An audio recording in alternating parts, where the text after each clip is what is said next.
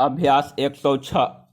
उपसभापति महोदय, यह जो टैक्सेशन का बिल है और जैसा कि इस बिल को इंट्रोड्यूस करते हुए माननीय मंत्री जी ने कहा कि इसका उद्देश्य देश के अंदर जो टैक्स का इवेजन होता है उसको रोकना है।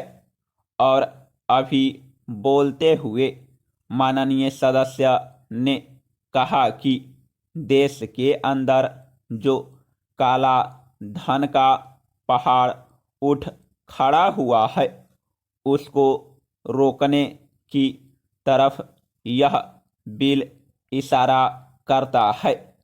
सचमुच में देश के अंदर जो काला धन है जिसका हिसाब किताब जैसा कि वांचू कमीशन ने किया है उसके मुताबिक देश में 70-100 करोड़ यह जमा हो गया है।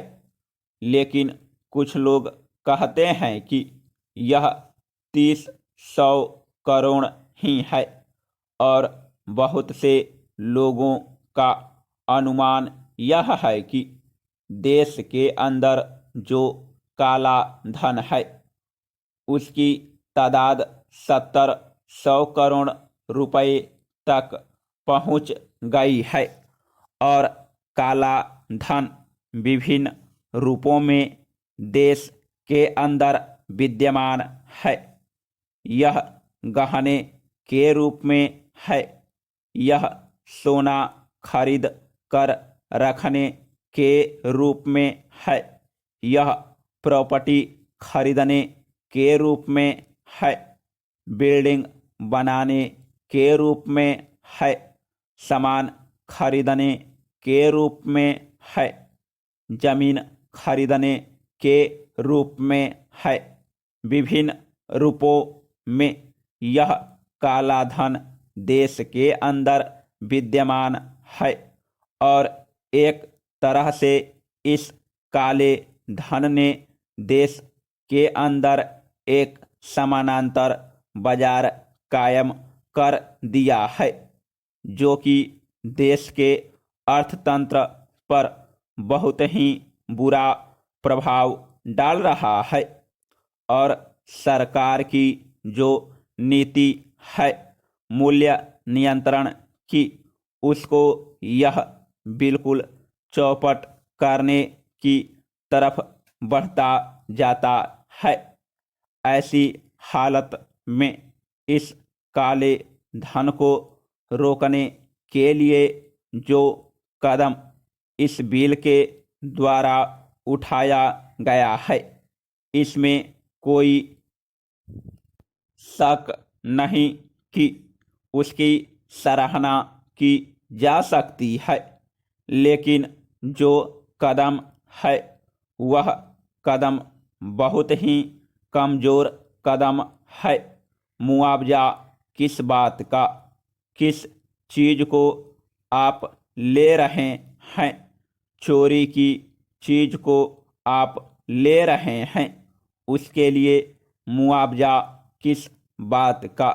अभी हमारे मित्र श्री कुलकर्णी जी जब बोल रहे थे तो कह रहे थे कि यह जो काला धन देश में है वह बवंडर मचा रहा है। इस धन के जरिए लोग तरह तरह की चीज़ों का ब्लैक करते हैं। वे लोग शुगर का ब्लैक करते हैं, लोहे का ब्लैक करते हैं, कपड़े का ब्लैक करते हैं, तमाम चीज़ों का ब्लैक करते हैं। बाहर से स्मगल करके ब्लैक करते हैं और इस तरह से हमारे देश में काले धन ने एक भयंकर रूप धारण कर लिया है।